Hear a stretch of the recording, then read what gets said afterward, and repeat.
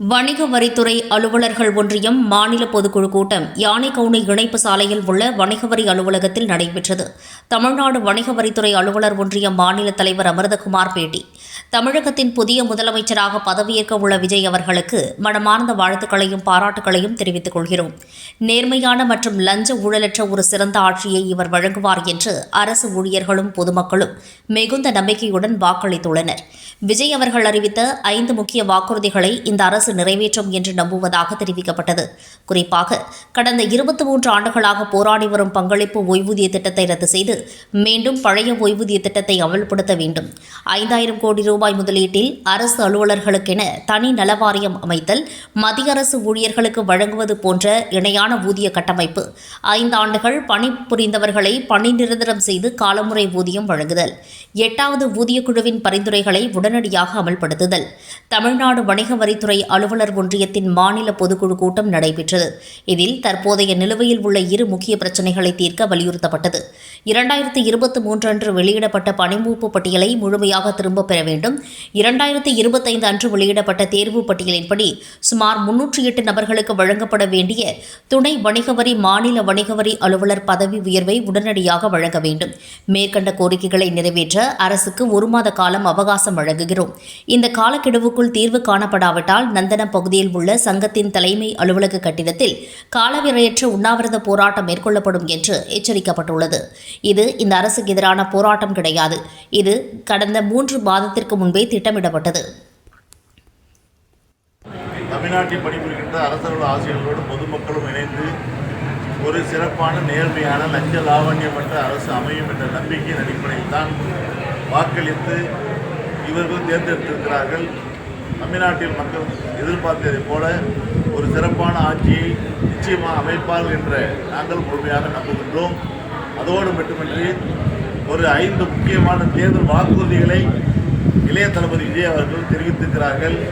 இந்த 5 வாக்குறுதிகள் நிச்சயமாக நிறைவேற்றி தருவார்கள் என்றும் நாம் முழுமையாக நம்புகின்றோம்.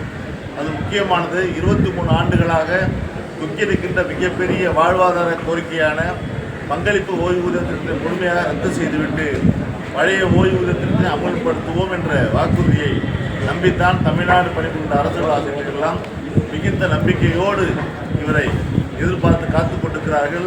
ஆகவே 23 ஆண்டுகால போராட்டத்திற்கு நிச்சயமாக இந்த அரசு விடிவு காலம் பிறக்கும் என்று நான் நம்புகின்றோம். அதேபோல 5000 கோடி முதலீட்டுடன் தமிழ்நாடு பணிபுரிந்த அரசு ஆசிரியர்களுக்காக தமிழ்நாடு அரசு அலுவலர் நல வாரியம் அமைப்பதாக தேர்தல் வாக்குறுதி தெரிவித்திருக்கிறார்கள். அதையும் நாங்கள் மனமாற ஏற்றுக்கொள்கின்றோம், மனமாற வரவேற்கின்றோம். அதேபோல மத்திய அரசுக்கு இணையான ஊதியம், அதோடு மட்டுமின்றி 5 ஆண்டுகள் பணிபுரிந்தால் அவர்களை பணி நிரந்தரம் செய்து காலமுறை ஊதியம் வழங்குவோம் என்ற உத்தரவாதமும் வழங்கியிருக்கிறார்கள். அதேபோல 8வது ஊதிய குழுவில் அமுல்படுத்தப்படும் போது நாங்கள் ஆட்சிக்கு வந்தால் உடனடியாக அமுல்படுத்தப்படும் என்று கூறியிருக்கின்றார்கள். ஆகவே இதையெல்லாம் நிச்சயமாக நாங்கள் நம்புவார்கள், செய்வார்கள் என்று எதிர்பார்க்கின்றோம்.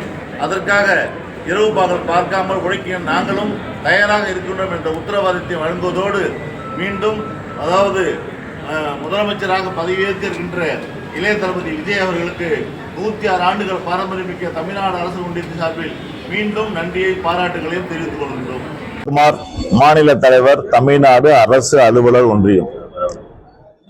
தமிழ்நாட்டின் 17வது சட்டமன்ற பொதுத் தேர்தலில் ஒரு தனிப்பெரு கட்சியாக ஏறக்குறைய 108 தொகுதிகளை பெற்று இன்று தனிப்பெரு கட்சியாக உருவெடுத்து ஆட்சி அமைக்க உரிமை கோரியிருக்கின்ற தமிழ்நாடு வெற்றி கழகத்தினுடைய தலைவர் இளைய தளபதி திருமிகு ஜோசப் விஜய் அவர்களுக்கு தமிழ்நாடு அரசு ஒன்றியத்தின் சார்பில் மனமார்ந்த வாழ்த்துக்களையும் பாராட்டுகளையும் தெரிவித்துக் கொள்கின்றோம். அதோடு மட்டுமின்றி தமிழ்நாட்டில் பணிபுரிகின்ற அரசு ஆசிரியர்களோடு பொதுமக்களும் இணைந்து ஒரு சிறப்பான நேர்மையான லஞ்ச லாவண்யமற்ற அரசு அமையும் என்ற நம்பிக்கையின் அடிப்படையில் தான் வாக்களித்து இவர்கள் தேர்ந்தெடுத்திருக்கிறார்கள். தமிழ்நாட்டில் மக்கள் எதிர்பார்த்ததை போல ஒரு சிறப்பான ஆட்சியை நிச்சயமாக அமைப்பார்கள் என்ற நாங்கள் முழுமையாக நம்புகின்றோம். அதோடு மட்டுமின்றி ஒரு 5 முக்கியமான தேர்தல் வாக்குறுதிகளை இளைய தளபதி விஜய் அவர்கள் தெரிவித்திருக்கிறார்கள். இந்த 5 வாக்குறுதிகள் நிச்சயமாக நிறைவேற்றி தருவார்கள் என்றும் நாம் முழுமையாக நம்புகின்றோம்.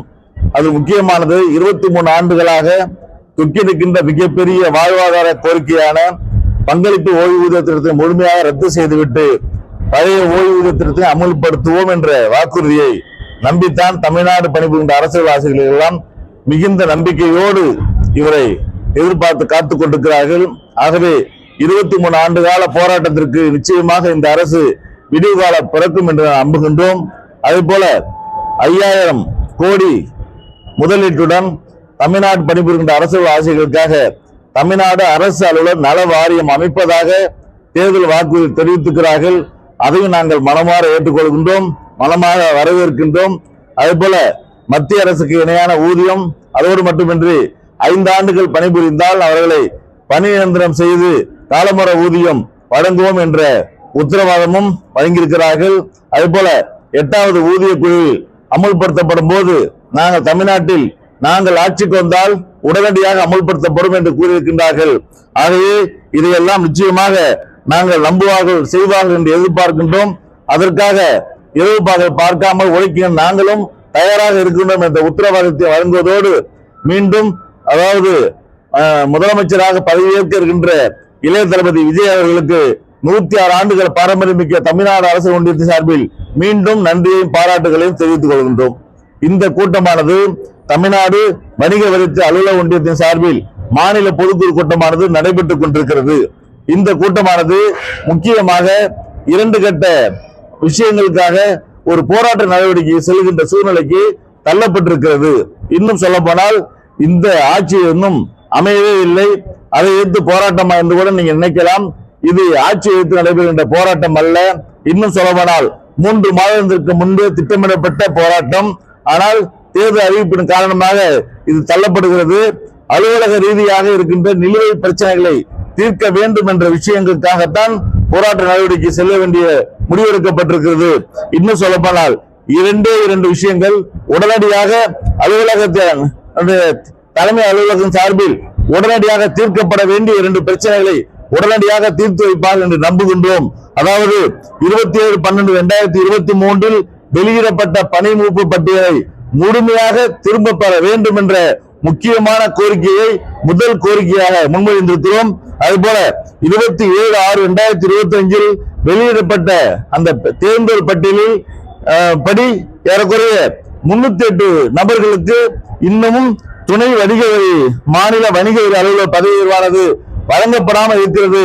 ஆகவே உடனடியாக இவர்களுக்கு இந்த பணியிடத்தை பதவி உயர்வு வழங்கிட வேண்டும் என்ற 2 கோரிக்கைகளை வலியுறுத்திதான் இந்த பொதுக்குழு தீர்மானம் நிறைவேற்றப்பட்டிருக்கிறது.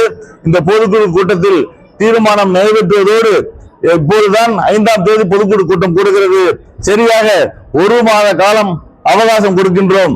1 மாத காலத்திற்குள் உடனடியாக அரசு அழைத்து பேசி எங்களது பிரச்சனையை தீர்ப்பார்கள் என்று முழுமையாக நம்புகின்றோம்.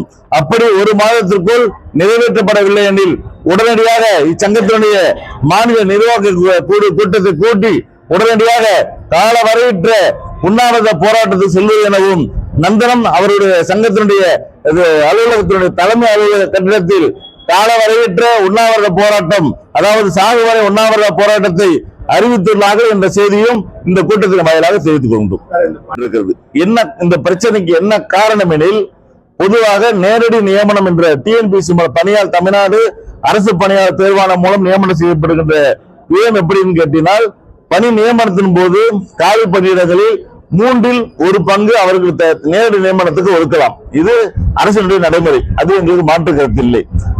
இப்ப இருக்கின்ற காலி பணியிடத்தில் அவர்கள் நிரப்பினால் எங்களுக்கு ஆட்சேபனையும் இல்லை, ஏற்கனவே நிரப்பினார்கள். ஆனால் இந்த துறை என்ன செய்கிறது என்றால் 1981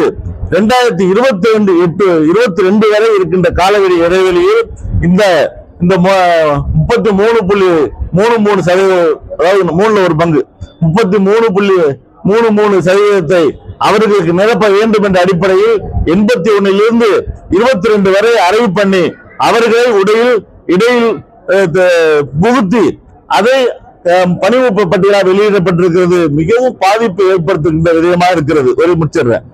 2012 ஒரு பதவியேற்றிருந்தால், துணை மாநில வணிக வரி அலுவலராக பதவியேற்றிருந்தால் அவர் 2018-19 தான் பட்டியலே வருகிறார்.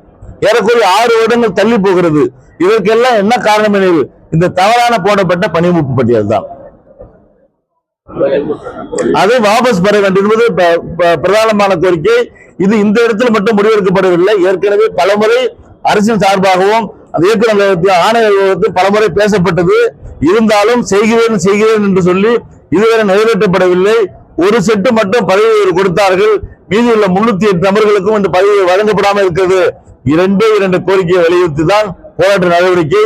இது முழுக்க வணிக வரித்துறையினுடைய ஆணையரகத்தை எதிர்த்து தான் போராட்டமே தவிர அரசை எதிர்த்து போராட்டம் அல்ல. நன்றி.